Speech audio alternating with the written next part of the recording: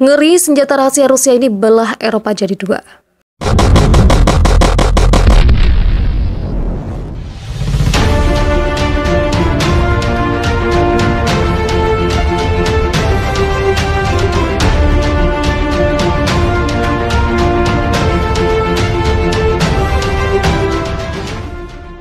Ketegangan antara negara-negara Eropa blok NATO dan Rusia masih semakin panas. Ini terkait dengan konflik Ukraina yang juga menyeret Amerika Serikat. Namun sebenarnya Rusia memiliki senjata rahasia. Senjata ini dapat melumpuhkan kegiatan Eropa dan membuat benua itu berada dalam sebuah krisis besar. Senjata itu bukan bomber atau kapal perang nuklir, melainkan gas alam, di mana Rusia merupakan salah satu eksportir besar sumber energi itu. Ini juga membuat Eropa terbelah dua karena ketergantungan dengan Moskow. Pakar energi di Pusat Studi Strategis dan Internasional, Nikos Tlavos, mengatakan bahwa bila pasukan gas dari Rusia ke Eropa dihambat, hal itu akan menjadi bencana besar. Ia menyebut benua itu akan mengalami krisis energi yang sangat fatal. Pemutusan total ekspor energi Rusia akan menjadi bencana besar. Tidak ada cara bagi Eropa untuk membatalkan volume tersebut dengan cara yang berarti, katanya dikutip CNN Internasional pada Rabu. Mengutip, Eropa telah melakukan investasi besar dalam energi terbarukan seperti angin dan tenaga surya, tulis The New York Times. Ternyata sumber pasukan konvensional masih dibutuhkan. Pembangkit listrik berbahan bakar gas adalah salah satu dari sedikit pilihan yang tersisa. Ini adalah semacam momen, oh my god, di mana kawasan itu menyadari bahwa itu sangat bergantung pada gas Rusia, kata Kepala Penelitian Makro Global di Bank Belanda ING, Karsten Brzezinski. Menurut data Badan Data Eurostat, di tahun 2020 Rusia menyumbang sekitar 38% dari impor gas alam Uni Eropa. Negeri itu mengirimkan hampir 153 miliar meter kubik. Kontribusi negara beruang putih semakin besar di benua biru semenjak produksi gas Belanda menurun akibat penutupan ladang gas. Belum jadi penutupan PLT nuklir Prancis dan PLTU batu bara Jerman.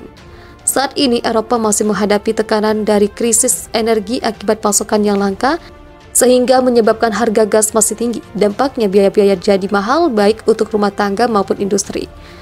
Inflasi Eropa pun meningkat menjadi 5% pada bulan Desember 2021 dari yang biasanya stabil di rentang 2 hingga 2,5%. Apalagi saat ini Eropa masih mengalami musim dingin. Energi seperti gas jadi krusial di benua biru. Permintaan untuk penghangat akan melonjak sehingga jika pasokan gas dari Rusia terpotong, maka jadilah Eropa benar-benar menjadi biru karena membeku. Pertengkaran kecil antara Rusia dan Ukraina pada musim dingin 2008 hingga 2009 telah menghentikan aliran gas dan membuat sebagian Eropa kedinginan. Ini juga dikhawatirkan kembali terjadi di Eropa jika Rusia kembali ngambek dan tidak ada jalan damai. Sebenarnya tak hanya soal energi, jika pun ada sanksi ke Rusia, ini juga akan mengguncang keuangan Eropa, terutama jika hukumannya menonaktifkan Rusia dari sistem pembayaran internasional. Bank Sentral Eropa, ECB, memberi peringatan bagi pemberi pinjaman dengan eksportur signifikan ke Rusia untuk mempersiapkan diri mereka jika Rusia terkena sanksi. Menilai sanksi akan meningkatkan risiko yang cukup besar bagi bank-bank internasional dengan eksposur Rusia yang besar termasuk Citi di Amerika Serikat, Societe Generale Prancis, Raiffeisen Austria, dan Unicredit Italia. Bank-bank internasional memiliki sekitar 121 miliar US dollar aset yang terutang oleh entitas yang berbasis di Rusia. Selain itu, bank-bank internasional memiliki sekitar 121 miliar US dollar aset yang terutang oleh entitas yang berbasis di Rusia. Selain itu, ada 128 miliar US dollar dalam bentuk pinjaman dan dana simpanan dari entitas Rusia ke bank asing menurut Bank for International Settlements. Resiko tambahan bagi bank-bank Eropa adalah bahwa konflik di Ukraina dapat memukul nilai mata uang rubel. Ini mengurangi valuasi yang dimiliki anak perusahaan mereka di Rusia. Meski NATO yang kebanyakan negara Eropa Barat mulai mengirimkan pasukan ke Ukraina, namun nampaknya Eropa terpecah. Prancis misalnya mendorong diplomasi untuk mencegah konflik tanpa melibatkan Amerika Serikat. Ia berbicara dengan Putin melalui telepon kedua kalinya dalam seminggu ini pada Senin. Kepresidenan Prancis mengatakan pembicaraan keduanya adalah bagian dari deeskalasi konflik. Bahkan pertemuan tatap muka tidak dikesampingkan, meskipun belum ada yang dijadwalkan hingga saat ini.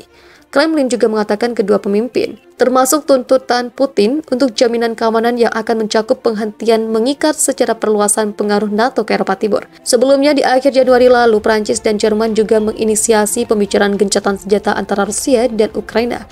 Ini terkait konflik antara Ukraina dengan milisi pro-Rusia di negara itu.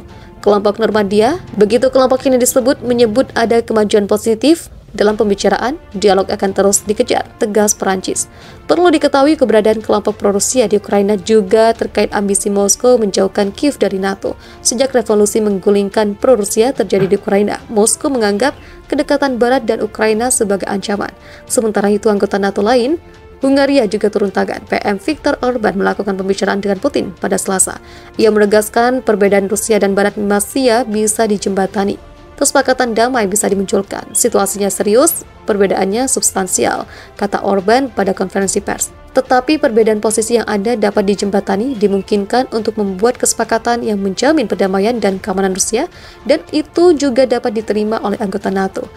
Orban sendiri memimpin Hungaria sejak 2010. Ia memang memiliki hubungan persahabatan dengan Putin yang membuat hubungannya memburuk dengan Uni Eropa. Ketegangan antara negara-negara Eropa blok NATO dan Rusia masih semakin panas. Ini terkait dengan konflik Ukraina yang juga menyeret Amerika Serikat. Namun sebenarnya Rusia memiliki senjata rahasia. Senjata ini dapat melumpuhkan kegiatan Eropa dan membuat benua itu berada dalam sebuah krisis besar. Senjata itu bukan bomber atau kapal perang nuklir, melainkan gas alam, di mana Rusia merupakan salah satu eksportir besar sumber energi itu. Ini juga membuat Eropa terbelah dua karena ketergantungan dengan Moskow.